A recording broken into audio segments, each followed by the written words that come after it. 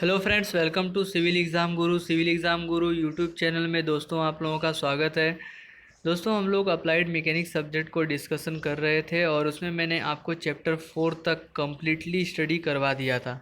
आज के इस वीडियो में हम लोग देखेंगे चैप्टर 5 जिसका नाम है दोस्तों फ्रिक्शन। तो अप्लाइड मैकेनिक्स सब्जेक्ट दोस्तों जो है इंजीनियरिंग की एक बेसिक होती है, बेसिक ऑफ इंजीनियरिंग बोल सकते हैं इसके अंदर। तो यदि आपको इंजीनियरिंग आपको समझना है तो आपको अप्लाइड मैकेनिक्स सब्जेक्ट तो पढ़ना ही पड़ेगा, चाहे कोई भी ब्रांच की इंजीनियरिंग हो, चाहे सिविल इंजीनियरिंग हो, मैकेनिकल इंजीनियरिंग हो, इलेक्ट्रिकल इंजीनियरिंग हो। ये सब बेसिक नॉलेज जो है वो इम्पोर्टेंट होते हैं। कितने टाइप्स के फोर्स होते हैं, फ्रिक्शन क्या होता है, उसके बाद फिर मास क्या होता है, वेट क्या हो सकता है। तो ये सब चीज़ें जो है बेसिक कंसेप्ट आपको क्लियर करना ज़रूरी होता है। तो दोस्तों आज के इस लेक्चर में हम लोग डिस्कशन करने वाले हैं फ्रिक्शन के बारे में। तो फ्रिक्शन क्या होता है? जैसे आप अपनी पेन से नोटबुक में लिखते हो तो आप किस कारण से लिख पा रहे हो? क्योंकि आपके पेन और नोटबुक के बीच में एक फोर्स जनरेट हो रहा है और उस फोर्स को हम लोग क्या बोल रहे हैं? Friction force. आप जो है रोड सरफेस पे चल पा रहे हो, वॉकिंग कर पा रहे हो, या फिर आप जो है आप अपने व्हीकल को रोड सरफेस पे चला पा रहे हो। ये सब जो एप्लीकेशन ऑफ फ्रिक्शन होते हैं। तो आइए ज़रा डिटेल पूर्वक देखते हैं फ्रिक्शन क्या होता है। फ्रिक्शन और friction force when a body slide or tend to slide on a surface on which it is resisting, a resisting force opposing the motion is produced at the contact surface. This resisting force is called as a friction or friction force.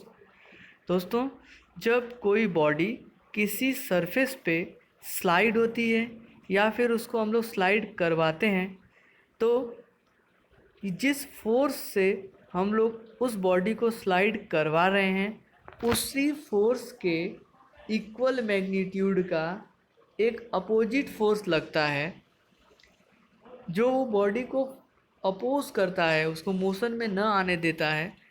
ऐसे force को हम लोग बोलते हैं friction force. और दोस्तों यदि friction force आपके अप्लाइड फोर्स से ज़्यादा होगा तो आपकी बॉडी मूव नहीं करेगी, और यदि फ्रिक्शन फोर्स आपके अप्लाइड फोर्स से कम होगा तो आपकी बॉडी जो है वो मूव कर जाएगी। यदि आपका अप्लाइड फोर्स कंप्रेसिव है तो फ्रिक्शन भी आपके कंप्रेसिव लगेगा। अप्लाइड फोर्स यदि टेंसाइल है, देख पा रहे हो आप, यदि अप्लाइड फोर्स टेंसाइल है तो फ्रिक्शन फोर्स भी आपका टेंसाइल लगने वाला है।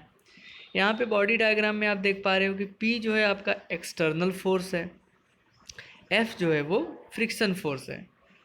Friction force always in a direction opposing to the movement of the body. Body जिस डायरेक्शन में मूव कर रही है उसके हमेशा अपोजिट डायरेक्शन में आपका फ्रिक्शन फोर्स लगता है। If the contact surface is smooth, दोस्तों यदि स्मूथ सरफेस है, जैसे आपके घर का टाइल्स होता है, जैसे आपके घर के अंदर जो मिरर है, जो कांच है, ग्लास का जो ग्लास है, तो उसमें सरफेस जो होता है वो स्मूथ होता है। तो स्मूथ सरफेस में फ्रिक्शन फोर्स कैसा होगा? कम होगा। If the contact surface is rough, friction force will be more. यदि कॉन्टैक्ट सरफेस रफ होगा, जैसे रोड सरफेस हो गया, ठीक है, तो वो ऐसे सरफेस को हम लोग रफ सरफेस बोलेंगे, और जहाँ रफ सरफेस है वहाँ फ्रिक्शन क्या होगा? ज़्यादा लगेगा। In machine part like piston, bearing, liner, attempts are made to reduce the friction to increase the life part and efficiency of machine. दोस्तों मशीन के अंदर जब एक पार्ट दूसरे पार्ट से वियर और टीयर होता है तो उसके पार्ट्स जो हैं वो ख़राब हो जाते हैं, और उनके लाइफ इफ़िशियंसी को बढ़ाने के लिए हम लोग उस फ्रिक्शन फोर्स को रिड्यूस करते हैं। तो देखा होगा आप लोगों ने, वहाँ पे ऑयलिंग किया जाता है, ऑयल करते हैं या ग्रीसिंग करते हैं, जिससे कि उन दोनों पार्ट्स के बीच में फ्रिक्शन क्या हो? कम हो, और उस पर्टिकुलर मैकेनिकल पार्ट्स की लाइफ एफिशिएंसी जो है वो इंक्रीज़ हो। Outer surface of vehicle tyre is made through to increase the friction between tyre and road surface for safe driving. अब जब कभी भी हम लोग ड्राइविंग कर रहे होते हैं तो वहाँ पे फ्रिक्शन का एप्लीकेशन होता है। मीन्स फ्रिक्शन यदि अच्छा होगा रोड सरफेस और टायर के बीच में तो आपकी ड्राइविंग जो होगी वो सेफ़ होगी, आप स्लिप नहीं करेगा आपका व्हीकल स्लिप नहीं करेगा। यदि व्हीकल स्लिप करता है, देखा होगा आपने बारिश के सीज़न में व्हीकल स्लिप कर जाते हैं और एक्सीडेंशियल चांसेस बढ़ जाता है। नेक्स्ट टॉपिक की तरफ बढ़ते हैं दोस्तों। लिमिटिंग फ्रिक्शन क्या होता है? Consider a body resisting on a surface. मानिए कि एक बॉडी किसी सरफेस पे रखी हुई है। If a little force is applied on a body, यदि उस बॉडी के ऊपर हम कोई भी छोटा सा एक फोर्स लगाते हैं, इट विल नॉट मूव। वो क्या होगा? वो मूव नहीं करेगा। Because friction force will resist the motion, क्योंकि फ्रिक्शन फोर्स जो है उस मोशन को रोक दिया है। मान लीजिए एक बॉडी है ये, इसके ऊपर आपने पी फोर्स लगाया, अब इसके अपोजिट में सरफेस के बीच में एक एफ फोर्स जो फ्रिक्शन फोर्स लग रहा है। आपका ये अप्लाइड फोर्स कम है, ये फ्रिक्शन फोर्स ज़्यादा है, तो आपका ये जो बॉडी है वो मूव नहीं करेगी। With further increase in external force, जैसे जैसे आप एक्सटर्नल फोर्स बढ़ाते जाओगे body will not move. But एक टाइम आएगा, एक लिमिट आएगा जब हमारा अप्लाइड फोर्स फ्रिक्शन फोर्स से ज़्यादा हो जाएगा और बॉडी क्या हो जाएगी? मूव हो जाएगी।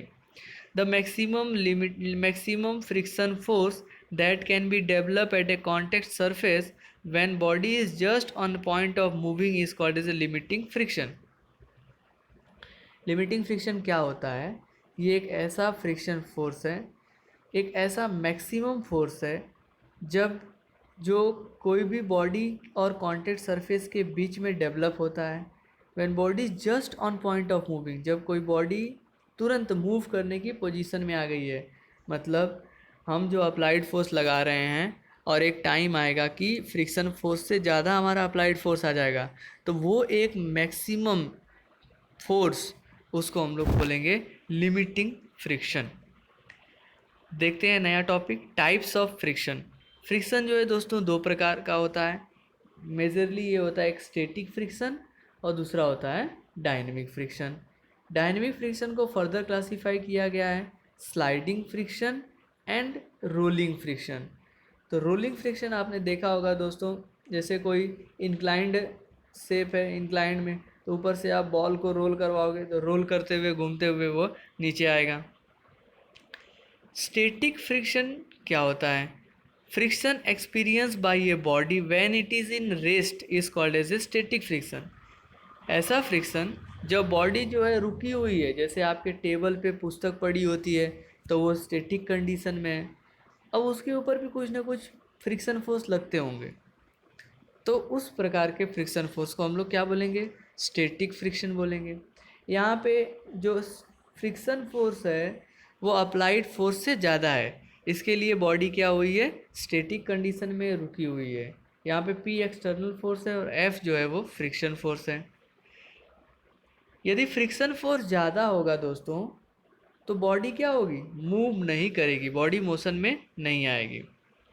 Dynamic friction, friction experience by a body when it is in motion is called as a dynamic friction. जब कोई बॉडी मोशन में होगी, जब वो बॉडी मोशन में होगी और उसके ऊपर जो फोर्स लगेगा तो उस प्रकार के फ्रिक्शन फोर्स को हम लोग बोलेंगे डायनेमिक फ्रिक्शन। और dynamic friction is always less than static friction. ये स्टेटमेंट बहुत इंपॉर्टेंट है दोस्तों कि डायनेमिक फ्रिक्शन जो होता है वो हमेशा स्टैटिक फ्रिक्शन से कम होता है। स्लाइडिंग फ्रिक्शन क्या होता है?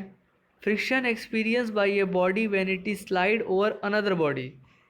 आपने देखा होगा जो स्लाइडर होते हैं, या फिर स्लाइडर ले लो या डोर का स्लाइडर ले लो, या फिर आप लकड़ी वुडन के ब्लॉक्स ले लो, उसको भी स्लाइड करके जाते हैं। यदि आप गार्डन में गए होंगे तो वहाँ पे भी स्लाइडिंग होता है, तो वहाँ से भी आप स्लाइड करके कभी मूव करते होंगे, तो वहाँ पे जो फ्रिक्शन जनरेट होता है उसको हम लोग बोलते हैं sliding friction. To push the table on a floor, यदि जो हम लोग कोई मान लो फ्लोर के ऊपर हम लोगों ने टेबल को पुश किया और वो स्लाइड हो गया। रोलिंग फ्रिक्शन क्या होता है? Friction experience by a body when it roll over the another body. ऐसा फ्रिक्शन जब एक बॉडी किसी दूसरे बॉडी के ऊपर रोल करती हुई 360 डिग्री में घूमती हुई रोलिंग करती है तो उसको हम लोग बोलेंगे rolling friction. To move the drum by rolling.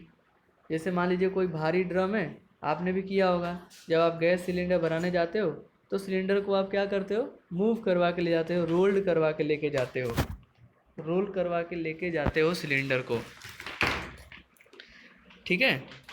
तो उस तरीके से फिर ball bearing use in the machine, machine के अंदर जो हम लोग बॉल बियरिंग यूज़ करते हैं वो भी एक रोलिंग फ्रिक्शन का हिस्सा है। आते हैं नेक्स्ट टॉपिक की तरफ, angle of friction. Friction angle में क्या फ़र्क पड़ता है।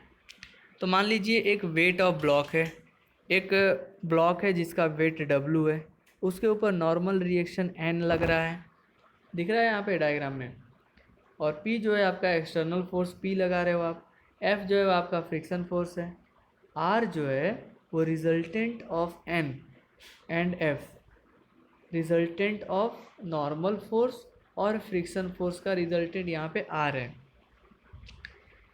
तो angle between normal reaction and the resultant force is called as a angle of friction. Normal reaction N और रिजल्टेंट फोर्स R के बीच में जो एंगल बनता है उसको हम लोग बोलते हैं angle of friction. It is also called as a limiting angle of friction. इसको हम लोग क्या बोलते हैं दोस्तों, लिमिटिंग एंगल ऑफ फ्रिक्शन भी बोलते हैं। The value of phi is more for rough surface as compare to smooth surface. Value of phi is more means जो ये एंगल ऑफ फ्रिक्शन है फाई, वो रफ सरफेस में ज़्यादा होता है, स्मूथ सरफेस में कम होता है। Next topic is coefficient of friction. दोस्तों ये डेफिनेशन बहुत इंपॉर्टेंट है, बार बार आपके एग्जाम में आया हुआ है, तो आप इसको ध्यान से समझेंगे। कोफिशिएंट ऑफ फ्रिक्शन क्या होता है, limiting friction F is proportional to the normal reaction N। ये जो लिमिटिंग फ्रिक्शन F है वो नॉर्मल रिएक्शन N के डायरेक्टली प्रोपोर्शनल है। तो F इज इक्वल टू क्या हो जाएगा, F is equal to mu into N हो जाएगा।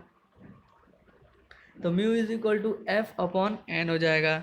F जो है वो आपका फ्रिक्शन फोर्स है, लिमिटिंग फ्रिक्शन है, N जो है वो आपका नॉर्मल रिएक्शन है। तो limiting friction F and the normal reaction N is called as a coefficient of friction, ठीक है।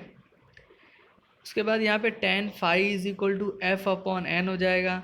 अब आप इसको दोनों को कंपेयर करवा लो तो U इज, ये पहला इक्वेशन है, U is equal to F upon N हुआ है, ठीक है। और यहाँ पे tan phi is equal to दूसरा इक्वेशन है F अपॉन N हुआ है। तो यहाँ से दोनों को कंपेयर करवा सकते हैं, तो U इज इक्वल टू क्या हो जाएगा, U is equal to tan phi, और म्यू जो है वो है आपका coefficient of friction. Next topic is angle of repose. Angle of repose क्या होता है, with increase in the angle of inclined surface the maximum angle at which body start sliding. एक ऐसा एंगल जिसके ऊपर बॉडी जो है वो क्या करनी स्टार्ट कर देती है, स्लाइडिंग करना स्टार्ट कर देती है, तो उसको हम लोग बोलते हैं एंगल ऑफ रिपोज। क्या बोलेंगे, एंगल ऑफ रिपोज। मानिए कि एक बॉडी W है और वो किसी इंक्लाइंड प्लेन पे रखी हुई है जिसके साथ एंगल जो है वो हॉरिजॉन्टल एंगल अल्फ़ा बन रहा है। तो यहाँ पे W के दो कंपोनेंट होंगे, एक होगा W साइन थीटा और दूसरा होगा W कॉस थीटा। यदि हम इसको रिजॉल्व करेंगे तो क्या हो जाएगा, n is equal to W cos alpha और F is equal to W sine theta. दोनों का रेशियो ले लो दोस्तों, तो जैसे हम उसका रेशियो लेंगे तो म्यू इज इक्वल टू क्या हो जाएगा, F upon N W sine alpha upon W cos alpha is equal to tan alpha. और हमने अभी आगे पढ़ा है कि म्यू इज इक्वल टू क्या हो जाता है, tan फाई होता है। तो इस तरीके से tan अल्फ़ा और tan फाई को हम लोग कंपेयर करवा देंगे, tan कैंसिल आउट हो जाएगा और अल्फ़ा बच जाएगा, alpha is equal to phi हो जाएगा। मीन्स किस अल्फ़ा जो है इंक्लाइंड प्लेन के ऊपर जो एंगल बन रहा था, तो इसका मतलब ये है कि when angle of inclined plane alpha become equal to the limiting angle of phi, the body will slide down the plane। जब कोई भी इंक्लाइंड प्लेन के ऊपर जो एंगल बन रहा था अल्फ़ा और limiting angle of friction phi दोनों इक्वल हो जाते हैं, तो बॉडी जो होगी वो क्या हो जाएगी, तो दोस्तों बॉडी जो है वो स्लाइड करना स्टार्ट हो जाएगी। Means angle of repose is equal to angle of friction. Next topic is law of static friction. Static friction का क्या नियम है, इंपॉर्टेंट क्वेश्चन है दोस्तों, फ्रिक्शन के चैप्टर से पूछा गया हुआ है, अप्लाइड मैकेनिक्स में जीटीयू के एग्जाम में काफ़ी बार पूछा गया ये question. The friction force always in a direction opposite to that in which body tend to move. दोस्तों हमेशा फ्रिक्शन फोर्स जो है वो अपोजिट डायरेक्शन में लगता है, जिस डायरेक्शन में बॉडी को मूव करवाना है। Magnitude of the friction force is equal to the external force. हमेशा फ्रिक्शन फोर्स का जो मैग्नीट्यूड होता है वो एक्सटर्नल फोर्स के इक्वल होता है। The ratio of the limiting friction F, normal reaction N is constant. Limiting friction F जो है और नॉर्मल रिएक्शन एन जो है, इन दोनों का रेशियो जो होता है वो कांस्टेंट होता है, और उसी कांस्टेंट को हम लोग बोलते हैं coefficient of friction. Friction force does not depend upon the area of contact between the two surface. दोस्तों ये बहुत इंपॉर्टेंट लाइन है, बहुत लोगों को नहीं समझ में आता है कि फ्रिक्शन फोर्स जो है वो एरिया ऑफ कॉन्टैक्ट के ऊपर डिपेंड नहीं करता है, वो सरफेस के ऊपर डिपेंड करता है।